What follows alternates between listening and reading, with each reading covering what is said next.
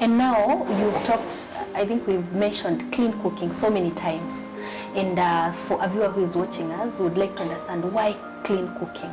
Why clean cooking?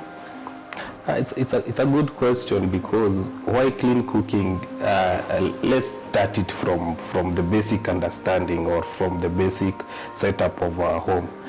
Every day people have to cook, every day people have to eat.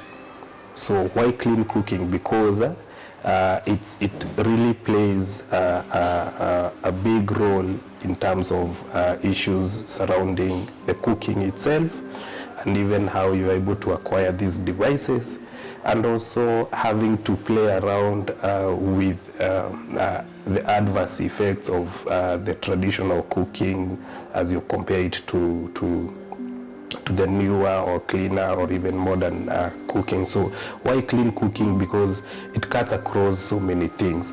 We are talking about issues to do with health, we are talking about issues to do with the environment, we are also talking about issues to do with socio-economic impacts, because there are people who are also doing business around that. There are societal issues. Maybe before we go there, you can touch in details and tell us how cooking affects health. For example, if we do not transit to clean cooking, how it's affecting health.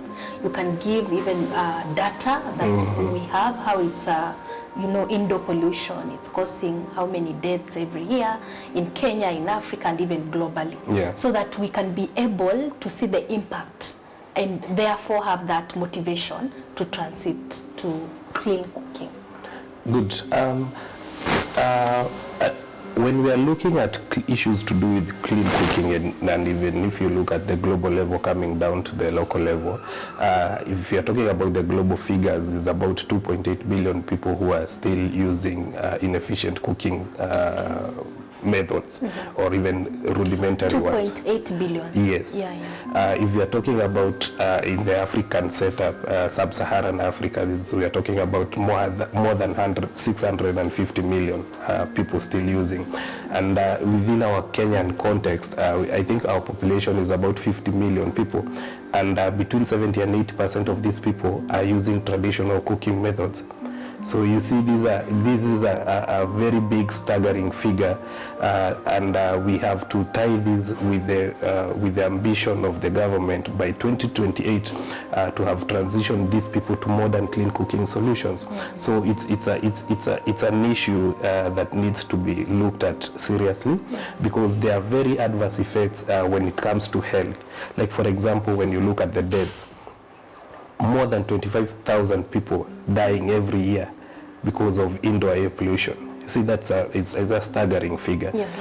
This includes women, this includes children under 5 years, because as the kid is there, the mom is there, he or she is inhaling these fumes that come from these rudimentary technologies. So when you're looking at this, it's very imperative for us to transition from that to modern to clean solutions. Can you relate this to the health burden of households, in households rather? It's basically the smoke that comes out of the energy source that you're using. So, like, for example, a lot of people use the three stone fireplace.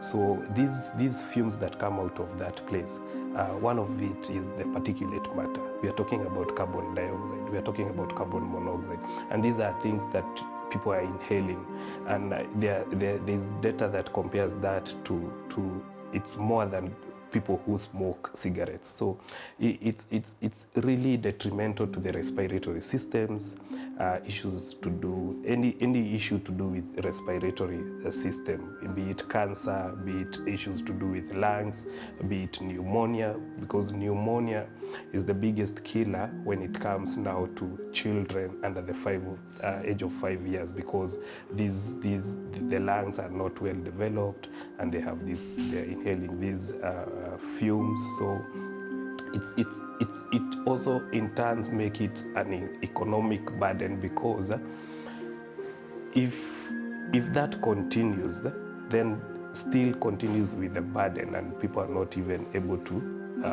really move. And even if you look at another angle in terms of health, is where people go for long distances to look for these firewood or these energy sources, because probably they're not available within the locality.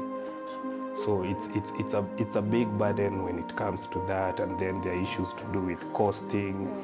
Still, people, when you do that, and the health data from KNH or from the Kenya National Bureau of Statistics, it's a very big burden that also the government also has to incur, because now this has to continue. But if we were to transition these people, you see now the opportunity cost, now they are able to really recover from that. Yeah.